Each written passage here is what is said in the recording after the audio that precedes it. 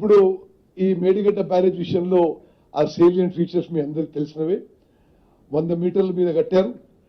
చాలా స్పష్టంగా మరి అది ఆ లొకేషన్ విషయంలో, ఆ హైట్ విషయంలో, ఆ ఆలోచన విషయంలో మరి భారతదేశంలో ఎంతమంది నిపుణులు ఉంటే అంతమంది తప్పు పెట్టారు. ఇది పూర్తిగా ఒక గ్రాస్ ఎర్రర్, మిస్టేక్ అని చెప్పడం, స్పష్టంగా చెప్పడం జరిగింది. 21 అక్టోబర్ 2023 మేడిగడ్డ బ్యారేజ్ కూలింది. ఎవరు ఆ రోజు ముఖ్యమంత్రి? కల్వకుంట్ల చంద్రశేఖరరావు. ఎవరి ప్రభుత్వం? బీఆర్ఎస్ ప్రభుత్వం. ఆ తర్వాత 25 అక్టోబర్కి national dam safety authority team వచ్చి అది విజిట్ చేయడం జరిగింది. ఎవరప్పుడు అధికారంలో ఉన్నారు? బీఆర్ఎస్ ప్రభుత్వం. ఎవరు ముఖ్యమంత్రి? కల్వకుంట్ల చంద్రశేఖరరావు గారు.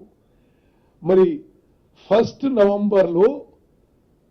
November NDSA has communicated the reasons for the sinking of the piers of Medigadda barrage to then Telangana government. అప్పుడు మేము అధికారంలో లేవు. వాళ్ళు ఉన్నప్పుడే వాళ్ళు రిపోర్ట్ సబ్మిట్ చేయడం జరిగింది. ఇది ఏమేమి తప్పులు జరిగినాయో ఆ నిర్మాణంలో స్పష్టంగా ఈ రోజు ఏం చెప్పిండ్రో ఆ రోజు ఏం చెప్పిన వాళ్ళు. ఆ తర్వాత సరే మేము వాళ్ళని ఫార్మల్గా రిక్వెస్ట్ చేసిన తర్వాత ఒక ఎక్స్పర్ట్స్ కమిటీ వేసి ఈ విషయంలో మొత్తం కూడా సుదీర్ఘంగా వాళ్ళు ఇన్వెస్టిగేషన్ చేయడం జరిగింది. ఇప్పుడు అక్కడ ఎంత డ్యామేజ్ జరిగిందో ఒకసారి మీరు ఈ ఫోటోలు చూస్తే తెలుస్తుంది. అసలు పూర్తిగా కుప్పగూలిపోయే పరిస్థితి. ఆడ మీరు కొన్ని ఫోటోలు చూడండి, ఏ స్థాయిలో ఆ మేడిగడ్డ బ్యారేజ్ డ్యామేజ్ అయిందో. పైన ఈ బ్యారేజ్ పైన ఉన్న బ్రిడ్జ్ కూడా కుంగిపోయిందంటే మరి ఎంత అలార్మింగ్ సిచ్యువేషన్ అర్థం చేసుకోవాలి. ఏ విధంగా డ్యామేజ్ జరిగిందో ఆ ఫోటోలు మళ్ళోసారి మీ ముందు అందరి ముందు వస్తున్నాను. అది ఒకసారి అందరికీ తెలవాలనే ఉద్దేశంతో. ఎంతవరకు వీళ్ళ నిర్లక్ష్యం, అసమర్థత, కక్కుర్తి అంటే బ్యారేజ్ ముందు కట్టిన కాఫర్ డ్యాము ఆ డెబ్రీ కూడా తీయలే, ఇనాగ్రేషన్ కూడా తీయలే, అట్నే నేను నీళ్ళు వదిలిపెట్టాను. దాంతో అది డ్యామేజ్ ఇంక్రీజ్ ఫర్దర్. అదేవిధంగా మీకు వాష్డ్ అవే సీసీ బ్లాక్స్ అవన్నీ కూడా మీకు చూపించడం జరుగుతుంది. ఇది ఈ శాండ్ పైపింగ్ హోల్ అనేది మీరు జాగ్రత్తగా గమనించండి. అంటే బ్యారేజ్కి ఇటుపక్క నుంచి గుంతలు పడి, రంధ్రాలు పడి, ఇటుపక్క నుంచి బ్యారేజ్ కింద నుంచి నీళ్లు పోయి అటుపక్కకు బయటకు వస్తూ బ్యారేజ్ మొత్తం కూడా వీక్ అయిపోయింది.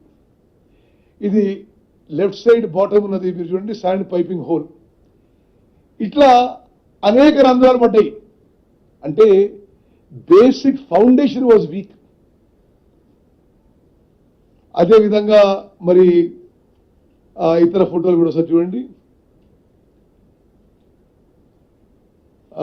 Okay, now will go to the NDSA report. మీరు వాళ్ళు ఇచ్చిన అంటే సంవత్సరం కంటే ఎక్కువ సమయం భారతదేశంలోనే national and international experts examine చేసి ఇచ్చిన రిపోర్ట్కి NDSA report stares at the crown jewel of the then BRS government, showcasing it as the worst man-made disaster ever in the history of India. స్వతంత్ర భారతదేశంలో మానవ కట్టడాల్లో ఇంత ఘోరంగా వైఫల్యం చెందిన ఏ ప్రాజెక్టు లేదు అని చెప్పి ఈ రిపోర్ట్ ద్వారా చాలా స్పష్టంగా అర్థమవుతుంది. The following issues have been highlighted by NDSA in their report. Lack of proper geotechnical investigations.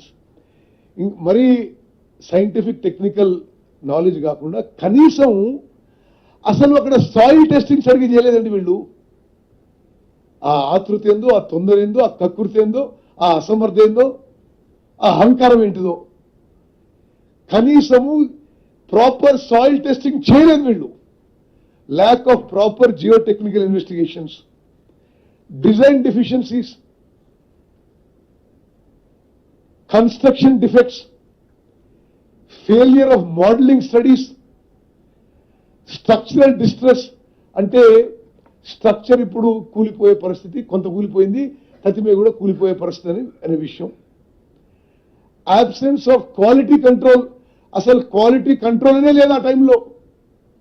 ఒక పెద్ద మనిషి ఇక్కడ కట్టు, ఇట్లా కట్టు, ఇంత సిమెంటే అంటే కట్టడమే. క్వాలిటీ కంట్రోల్ మాట్లాడలేదు, ఇంకెవరు మాట్లాడేది లేదు. absence of quality control. కట్టిన తర్వాత కనీసం ఆపరేషన్ అండ్ మెయింటెనెన్స్ కొంత ప్రొసీజర్ ప్రకారము ఆ ఫెయిలియర్స్ ని నిజాయితీగా ఒప్పుకొని కొంత ముందే చేస్తుంటే ఈ స్థాయికి రాకపోయేది. Operation and maintenance also totally failure.